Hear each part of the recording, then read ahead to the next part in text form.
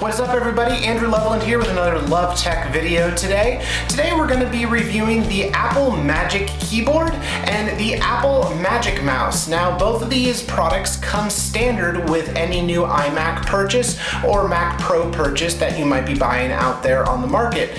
Now, I actually have received a brand new black, or aka space gray, Magic Mouse and Magic Keyboard. So we're going to unbox those today on the channel, and we're also going to take a look as to why these two are more expensive or pricier in that respect than their competitor, which is the white version of the keyboard and mouse. So stay tuned.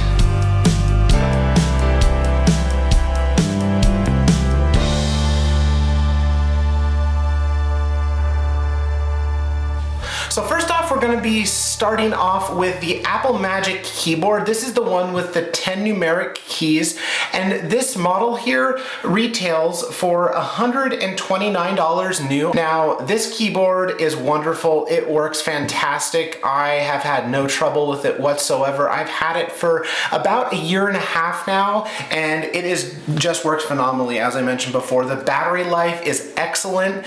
It lasts anywhere from 6 to 7 months without me ever needing to recharge it. The second product we're going to talk about is the Apple Magic Mouse. Now, the Apple Magic Mouse retails for $79. You can get it for cheaper on Amazon. You can actually save a few dollars there, coming in at $74 on Amazon, brand new. Now, if you buy one of these, I would definitely recommend going with the black version, and I will get to a few details on that in a second. Now, this is the second generation Apple Magic Mouse.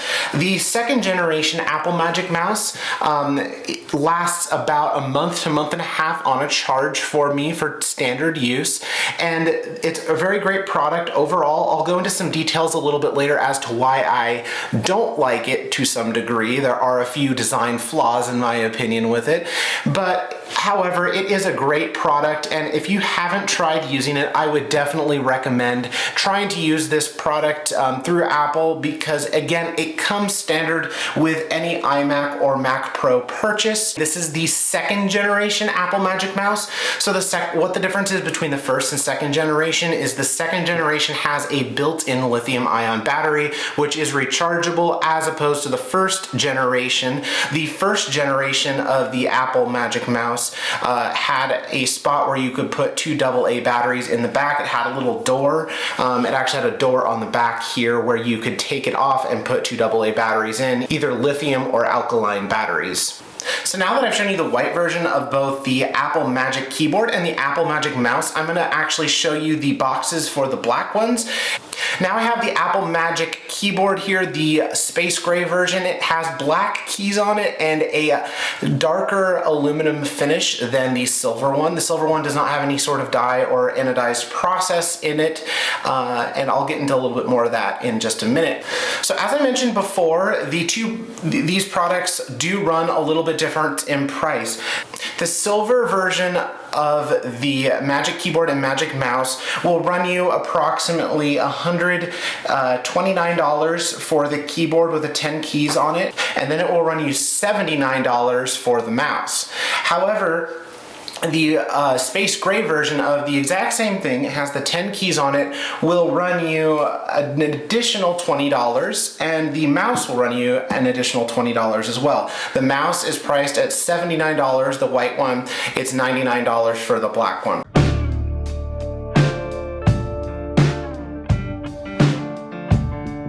Now, why the heck is the price so different between these products? They're the exact same thing. They do the exact same function. Why does Apple charge an additional $20 for literally a color difference?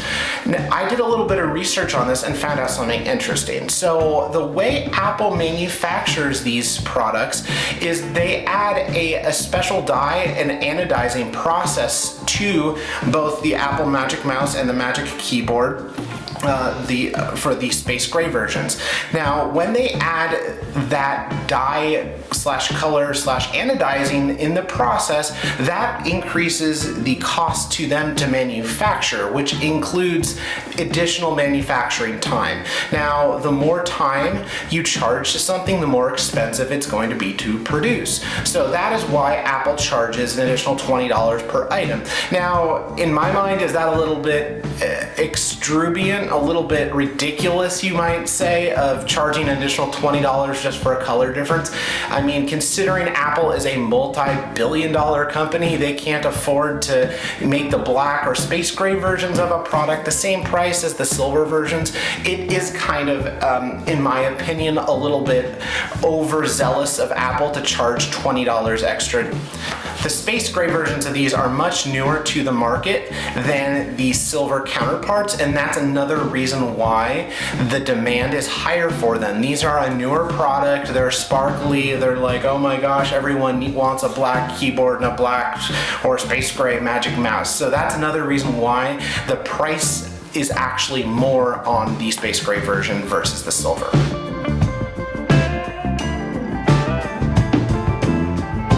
Now I want to get to a couple of huge disadvantages to both of these products. The biggest disadvantage to the Apple Magic Mouse, in my opinion, is the way you have to recharge it. And this is the whole reason to begin with why I bought a second one. Because when this runs out of battery, it's not like the first generation where I can pop the battery door off the back, change the batteries, and I'm up and running again. The way this has to recharge is you actually have to plug it in on the back of the mouse, which makes it unusable for anywhere from a couple hours to overnight, depending upon how dead your mouse is. So as you can see on the back here, the mouse actually has a lightning port on the back where you charge it. So it's a huge disadvantage. It's a ginormous design flaw. Numerous tech reviews are like, oh my gosh, this is the worst design that Apple has ever done. I am in 100% agreement there. They should have put the charging port here. They should have done something different on the top so you could still use the mouse when you are charging it. The biggest design flaw, other than the white keys on the white keyboard, I have to say, is definitely the fact that it is not backlit. Now, on Apple's Magic keyboards on their MacBook lineups, they are backlit. Now, why the heck Apple didn't include the separate Magic keyboards with and give these backlights, I do not know. LEDs are super low power consumption nowadays. We are in the 21st century, Apple. Get with the program, get with the times, in my opinion. Put some backlights in on our keyboards. Most people like it dark when they're editing videos or watching movies, but they can't see their keyboard. Again, the battery life is excellent on it. I get 6 to 7 months of battery life out of this without charging it. So I don't see why Apple wouldn't put LED backlighting in this and say, even if that reduces the battery life on this, say by a month or two, or even 3 months, I don't care if I have to plug this in once every 2 or 3 months versus 6 or 7 like I do now. I'd much rather have the backlit keys. Now, there are other competitors on the market that do make keyboards that are backlit. Logitech actually makes a really nice one that has backlit keys that looks very, very similar to the Magic Keyboard, the design and the aesthetic appeal to it. I believe it is made of plastic, however, but it does have the backlit keys on it, and that's a huge advantage there.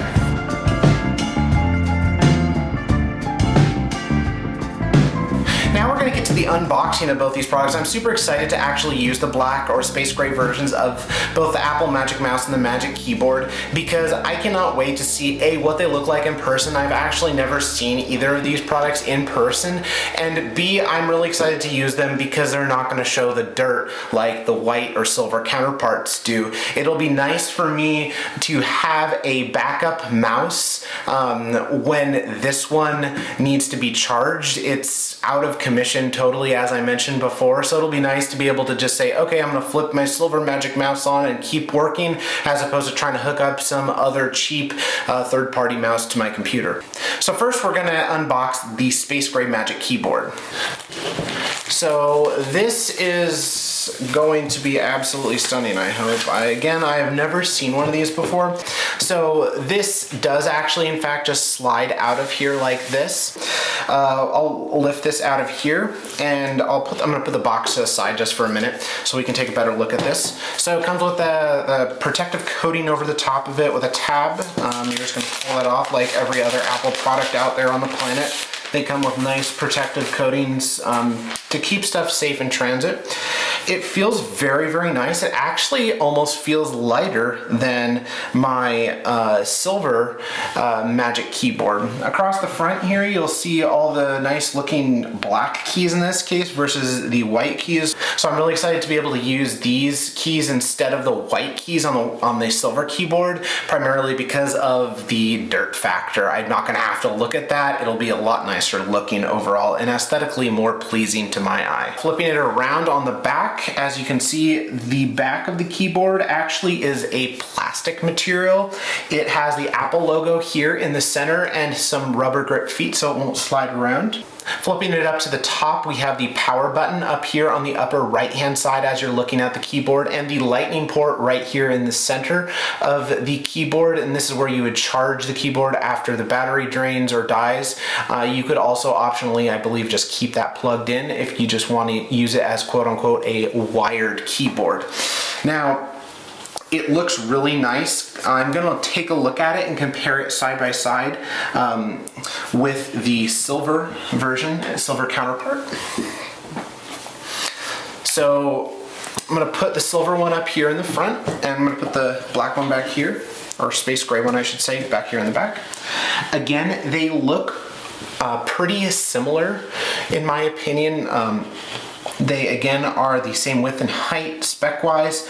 The black one to me does actually seem a little bit lighter than the silver one, surprisingly.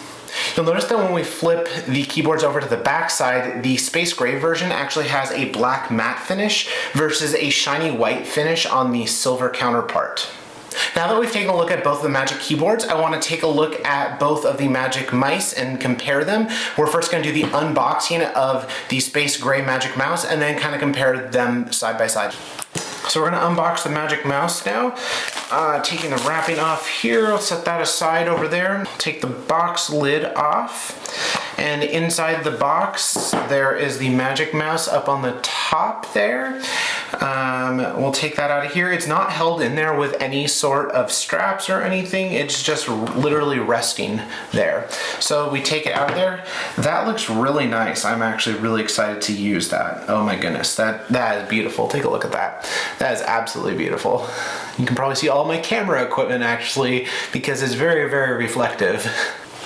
On the back, it looks again identical. We have the same great design flaw that Apple has cursed us with, the infamous lightning port on the bottom of the mouse, which makes it completely unusable when you're charging it.